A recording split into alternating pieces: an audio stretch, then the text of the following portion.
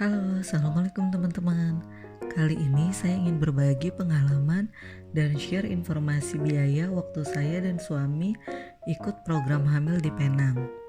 Jadi waktu itu berawal dari rekomendasi salah satu teman kantor yang ngasih semangat ke saya buat ikutan program hamil di Penang karena dia berhasil ikut program hamil bayi tabung di sana walaupun dengan kondisi yang menurut dokter di Indonesia tidak memungkinkan untuk ikut program bayi tabung.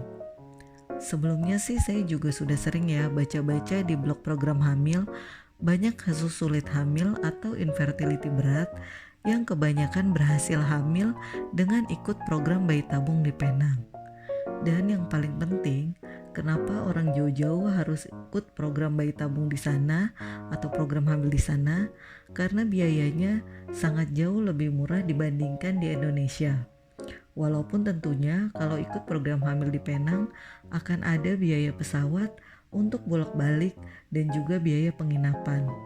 Tapi secara total berdasarkan sharing dari teman-teman di blog-blog program hamil, biayanya masih tetap lebih murah dibandingkan di Indonesia.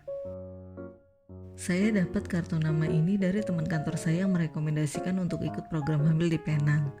Dari hasil searching di internet dan informasi dari beberapa teman lainnya, memang ada 2 dokter terkenal di Penang yang banyak didatengin oleh pejuang garis 2 dari Indonesia. Yang pertama yaitu Dr. Devindran, beliau praktek di Rumah Sakit Loh Guan Li. Cerita tentang keahlian Dr. Devindran juga banyak di-share oleh influencer dan beberapa artis Indonesia. Dokter yang kedua adalah Eng Peng Wah yang sekarang praktek di Rumah Sakit Klinik Genesis. Dulunya beliau dokter di salah satu rumah sakit umum di Penang. 2 dokter tersebut mengerti bahasa Indonesia, jadi kalau kita konsultasi gak perlu ragu untuk menggunakan bahasa Indonesia. Sebelum berangkat, kita harus memastikan dulu jadwal cuti dokternya dengan menelpon langsung ke rumah sakit tempat dokter praktek atau bisa juga dengan menggunakan pihak ketiga seperti trip medis. Oleh trip medis, kita akan diminta untuk mengisi formulir pendaftaran, tapi kita tidak akan melakukan pembayaran apapun ke trip medis ya, karena semua pembayaran hanya akan dilakukan ketika kita sudah berada di rumah sakit. Setelah mendapatkan informasi bahwa dokter available, kita baru bisa booking pesawat untuk keberangkatan saja. Saya memilih tanggal konsultasi dengan dokter sesuai dengan jadwal hari kedua sampai ketiga saya menstruasi, karena pada periode tersebutlah waktu terbaik untuk dilakukan pemeriksaan sel telur. Untuk penginapannya, waktu itu kami pilih Hotel Ji-in yang lokasinya paling dekat dengan Rumah Sakit Loh Guan Li supaya mudah untuk mobilisasi. Kondisi dan fasilitas hotel standar tapi cukup nyaman. Beberapa tips yang ingin saya share ke teman-teman sebagai persiapan sebelum akhirnya teman-teman memutuskan program hamil atau program bayi tabung di Penang, yaitu yang pertama, carilah referensi rumah sakit maupun dokter yang bagus track recordnya. Yang kedua, carilah referensi tentang biaya awal program bayi tabung atau program hamil di Penang. Yang ketiga, cek jadwal praktek dan jadwal cuti dokternya.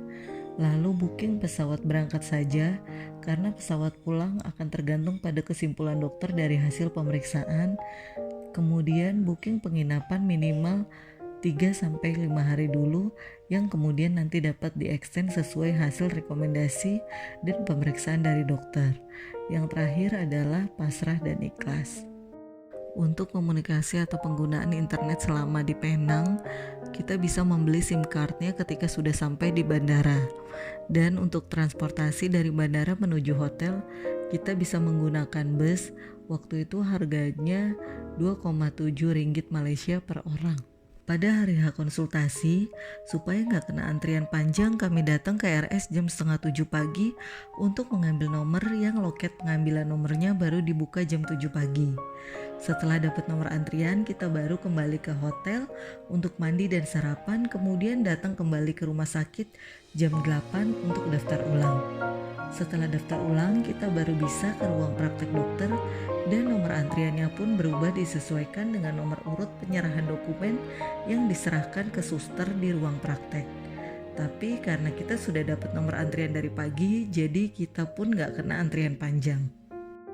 Pada hari pertama bertemu dengan Dr. Devindran, kami menceritakan semua sejarah program hamil yang sebelumnya sudah kami lakukan. Lalu beliau melakukan pemeriksaan USG transvaginal dan membuatkan resep untuk cek lengkap darah suami istri termasuk juga tes analisis sperma. Semua hasil lab dan analisis sperma sudah ada pada keesokan harinya, dan dari hasil keseluruhan konsultasi beserta pemeriksaan, menurut Dr. Devindran tidak ada tindakan apapun yang perlu dilakukan.